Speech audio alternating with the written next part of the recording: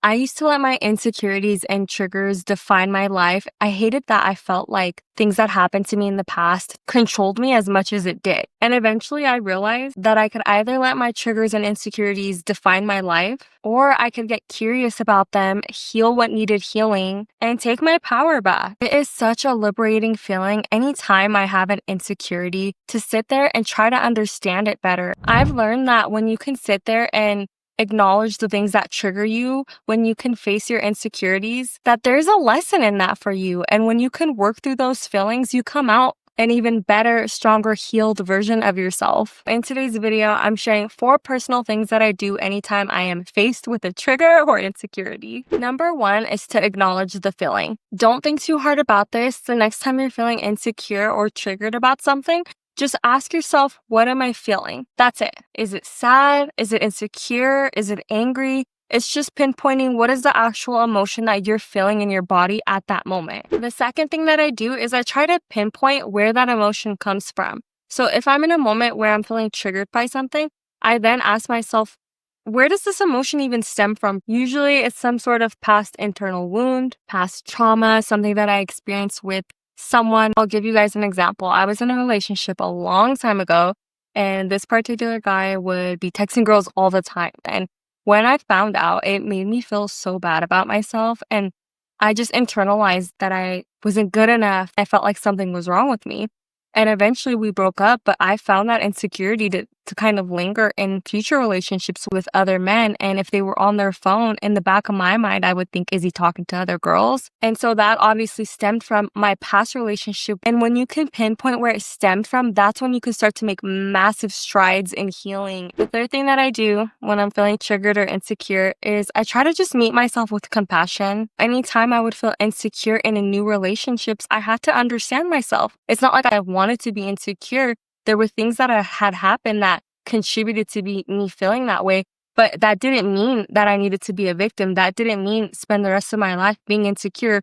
Like, absolutely not. I was not about to be jealous anytime I was with someone and if they were on their phone or whatever the case is. I did not want to spend the rest of my life worrying about what the person I was with was doing. And so it was up to me, and it was my responsibility from that point forward to do the healing. So whatever you're going through, have that compassion for yourself and try to understand yourself better. Something that really helps me with meeting myself with compassion is just a little affirmation, some positive self-talk. When I feel insecure or triggered, I'll just tell myself, like, I'm allowed to feel all of my feelings.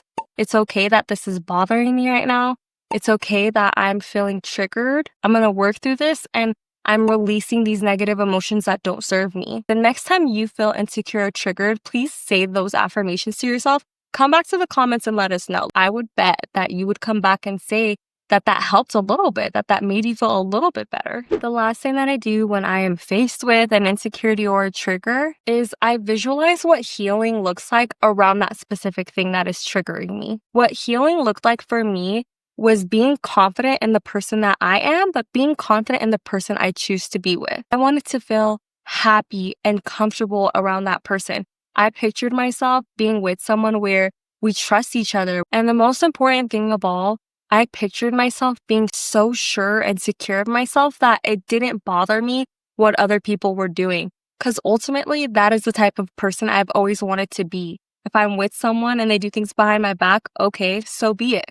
That then wouldn't have to be internalized by me, because at the end of the day, I do know that I can't control other people. And so I just wanted to be the type of person who knew what she had to offer, was grounded in herself, and wasn't fazed by what other people were doing. Because I had that image of who I wanted to be, I knew that healing that trauma that this boy put me through meant that I had to put all of that energy back into myself. It meant that I had to forgive him. I had to forgive myself for allowing that behavior. Because I didn't leave this man even when I knew he was talking to other girls. It took a minute for us to part ways. And so there was a version of me that was desperate for love, and a version of me that didn't want to let that relationship go, even though I knew he wasn't the right person for me. I had to forgive that part of myself. I also had to create space for new relationships and new people to come into my life, because it wasn't right or fair for me to have that emotional baggage that I then projected into new people that I met and new guys that I was dating. So I had a pretty clear picture of what I needed to do to work on myself. And honestly, the rest has kind of just been history from there. So, whatever things are hurting you, triggering you, making you feel insecure, create that plan for yourself. How do you plan to heal that trigger? How do you plan to forgive and let go of those internal wounds? And it's okay if you don't know right away. You can always take it day by day, and you can always just focus on the moment as it comes. The next time you feel insecure or triggered by something, start with the other steps. Acknowledge the feeling, acknowledge where it stemmed from, and just meet yourself with compassion. If you don't know how else to let go and release those insecurities, that's okay. Eventually, you'll know what you need to do. You just got to trust and believe that it's your journey and it's your healing, and you know what the right thing is to do, and you're going to figure it out. Feeling triggered or unworthy, it's just an emotion. Anytime something comes up, just take that opportunity to sit with that feeling. Those triggers, those insecurities, they are there to teach you something about yourself.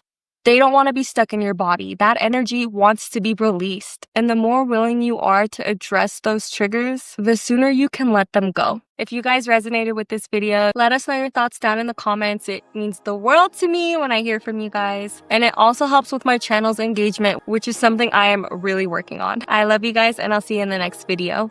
Bye!